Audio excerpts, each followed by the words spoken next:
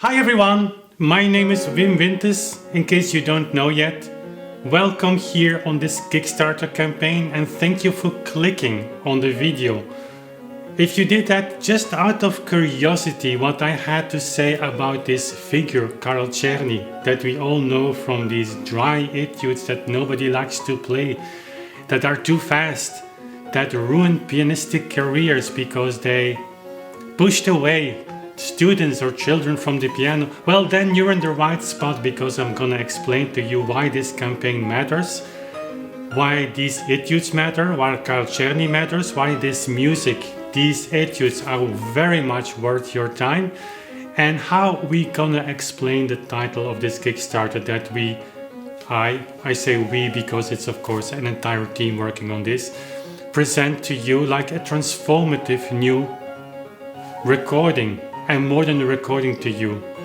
To be honest, I've made a lot of videos, as you know. I'm a little nervous for this one because I have to explain, I have the feeling that I have to explain a lot to you, and I'm not sure if I'm capable of compressing everything in like a 10-15 minutes video. But anyways, you're here, so welcome.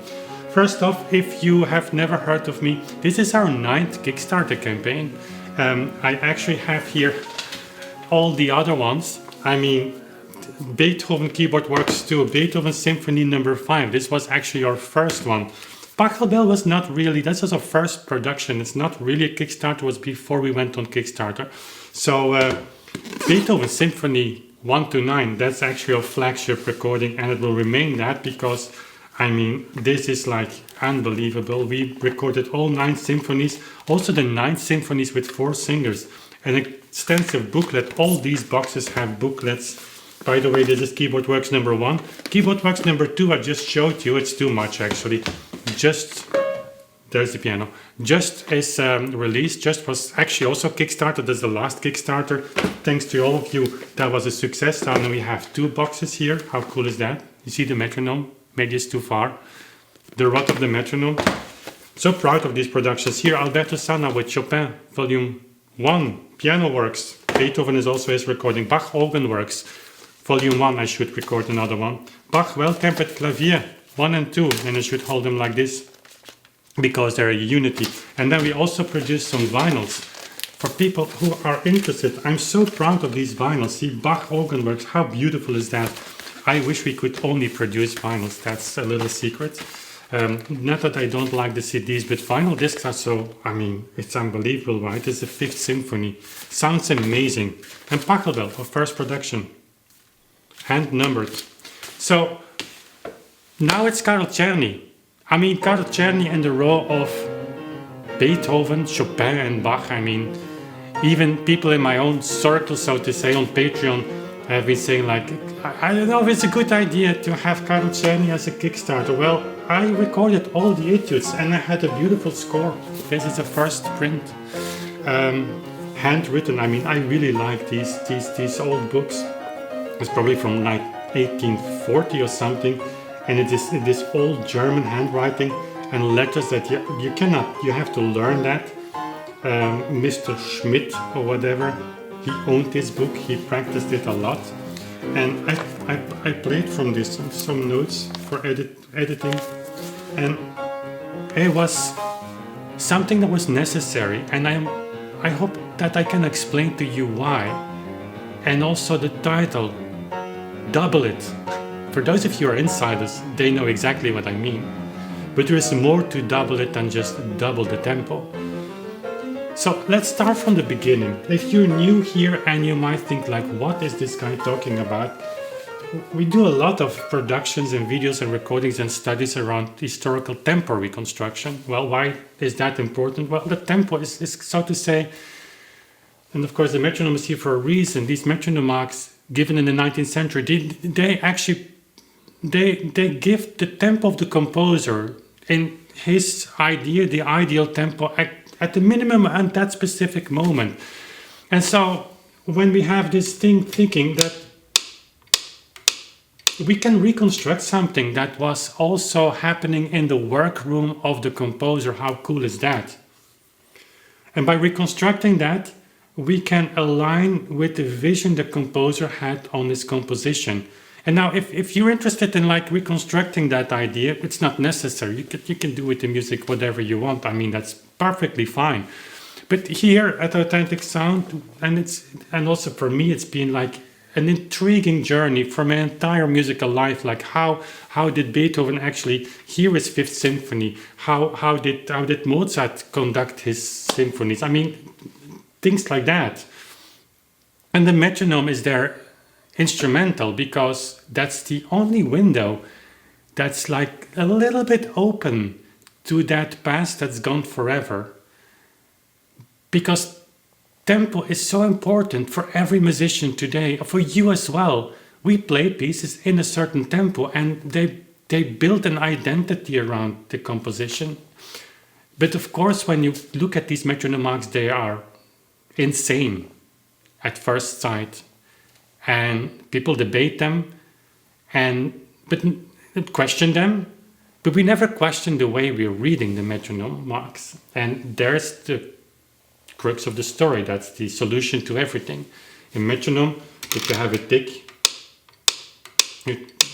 you can say like it's 1, 2, 1, 2. You can say 1, 2, 3, and so on. There are quite some descriptions that actually talk about the metronome like that, and still physics today, many physicists still use the pendulum like that. It's like 1, 2. And if you do that, of course, the entire musical scene of the 19th century changes, because what we're doing in our performance practice, whether it is mainstream, so to say, or historically informed performance practice, we are pushing tempos to a certain height that higher the better. And when you ask people like, why are you doing that? They will point to metronome marks, because they say like metronome marks in those days. I mean, Beethoven played so fast, we know that because of his metronome marks. But when you then confront people to say like, okay, but you're not playing in the speed indicated in which you claim that the speed of the metronome mark actually indicates, then the people get a little bit like frustrated, because they know it's impossible. And by going from a single beat modern reading to a whole beat historical reading, you change, of course, the entire musical narrative. It's unbelievable. All the music changes. And that's, of course, a little difficult story, because we are attached to the music as we learned it, as we hear it, as we used to hear it. Music is emotion. And I get even emotional now because my voice is breaking. Anyways, it's not an easy story to restore that. And so I've made a lot of videos on YouTube talking about that. We made a lot of recordings, and we're going to make more recordings in the future. I'm writing a book, Fixing the Beethoven Mistake. It's, as we speak right now, in June 26th, the manuscript is ready. Copy editing is happening in the final chapters. And then we're going to look for a publisher and things like that. But that's a theory.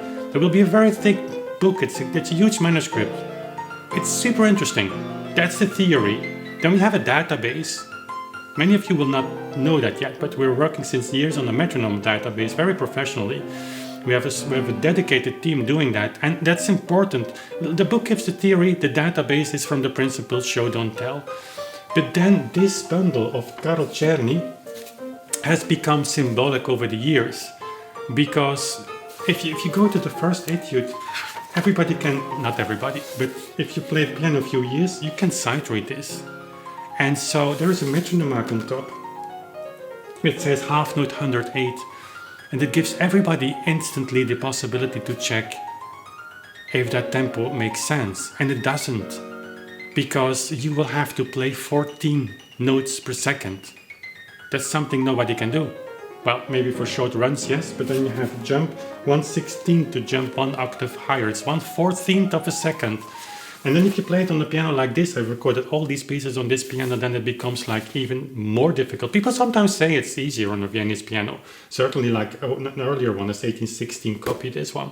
It's very light, but it's very difficult to play. You don't have an aftertouch, so you have to really go back with the keys. So some etudes have repeated notes that are even in whole beat very, very difficult. So that's one thing. Of course, doubling it is not possible. Therefore the title Double It. But Double It has another meaning as well. Double It is also the project title, and we're going to use that maybe more in the future double it in the sense of double the awareness of this, because this is super important. We have this whole beat concept that changes not only the music, but it changes also the way we practice piano. We are dealing with students, like how students in conservatory have to practice. All of that, of course, in the name of the composer, because yes, we have these metronome marks. See how important they are. And the book gives a theory why whole beat was in historical practice, and the database is like we show it. Type in like 13 notes per second, give me all the pieces, and you'll get a list of that. We're now over 1,000 metronome marks.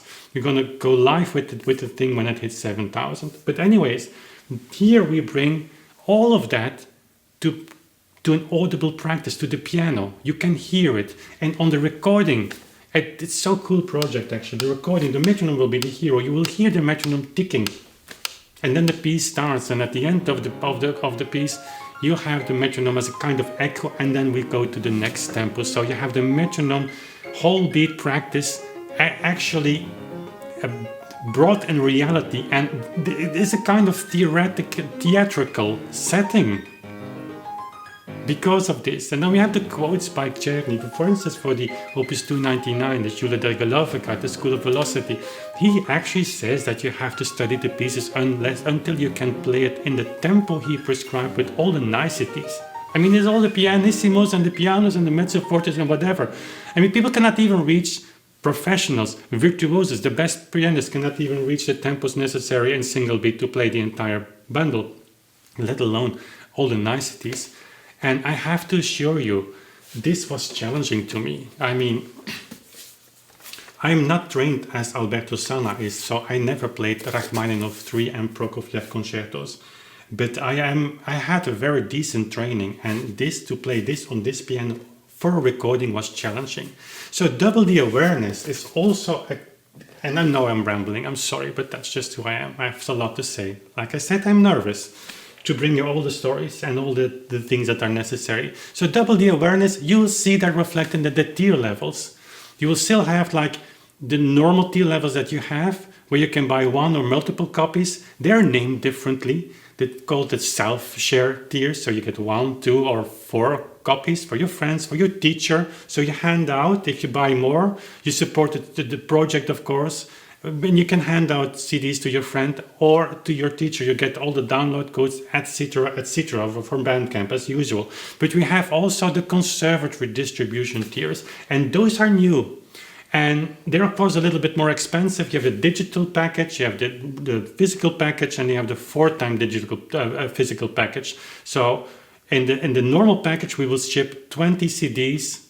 There will be a double CD in the clamshell, beautiful production with an extensive booklet. The entire project will be summarized there, and Karl Czerny as a figure will be positioned in an history. He was one of the most important historical figures in the 19th century. I mean, there's a reason why people really like these etudes, and I could go on forever. Like, majority of his compositions were never published. There's a whole story around that. But Czerny as a composer, he was one of the great composers of the 19th century, but we don't know his works. Anyways, he was also one of the greatest piano pedagogues of his time, and that shows in this bundle. I'm going to explain all of that in the booklet as well, and maybe I'll make some videos around that.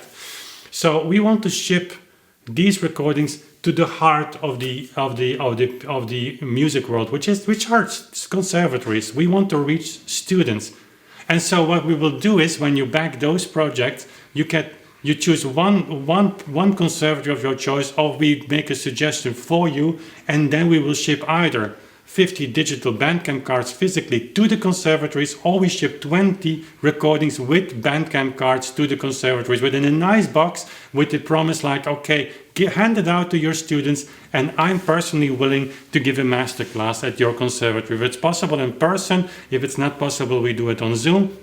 But anyways, to have the discussion, to have the conversation going, and to not only have students listen to the Karl Czerny etudes in a completely new way that will be shockingly beautiful to some people, because some of these etudes are really, really, really nice. They're all nice to play. That's like the genius of Karl Czerny. It's not a dry bundle of exercises. It's actually 5-finger exercises in a very nice package that many students will love to play when you play it in whole beat. But anyways, to open for them a new image, a new musical reality, like to give these students a narrative, a direction, a perspective that they will never get in conservatory ever, because many teachers will not know the issue. Many teachers will also be like a little hesitant to share it. I mean, it's all complex. We know it's live. But to give the information to the students directly. And the boxes will be so beautiful that when we ship them to conservatories, they will reach the students, because it's a shame to just throw them in the bin. It's too overwhelming. And so who knows that for some students, maybe a lot, maybe just a handful, but for those who can make this a difference, give a new perspective, give a new direction, that they would say like, I'm going to dedicate my musical life to restoring the musical heritage that I received from Beethoven and Chopin. Just go in that direction without injuries, without frustrations, without this thing that you go on stage and you know that you cannot play the waltz time in the indicated tempo because it's too fast. No, now you know that that's possible. That is what this project is going to open. And Karl Czerny is so instrumental in that. And then, of course, as a last point, we are restoring the name of Karl Czerny with this project. This is what he meant. This is how these etudes actually were envisioned.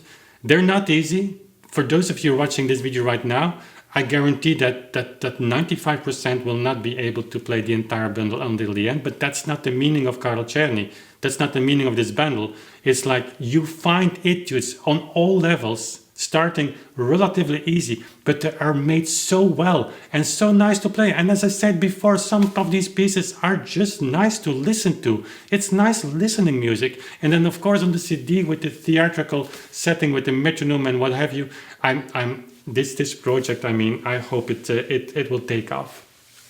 So of course, there's everything that normally is there. Your name will be in the booklet if you want. We will reach out to you, no worries. If you don't want that, your name will be just mentioned as an anonymous contributor. But many people I know like that, and I like seeing all those names in these booklets. It's so nice. So having you close to this project. So yeah, listen, there is so much more I could share about this project. But as you can tell, I'm super excited for this. This is important. This is maybe one of the pillars of the whole beat movement, the Karl Czerny etudes. They had to be recorded and I had to do it. I'm super, super happy that I did it. And I can tell you, like, it's a beautiful recording. You will like it. So yeah, I think that's the entire story. I guess I will get the remark that it's too long, but that's just me. You have everything, not in 5 minutes, but in 20 minutes of, I don't know how long I'm rambling right now. So if you have any questions, there is of course, a possibility here on Kickstarter to reach out to us. There's also an email, you find it in the story. The story page is actually more sober and like you can read all the facts there in a shorter way, I guess.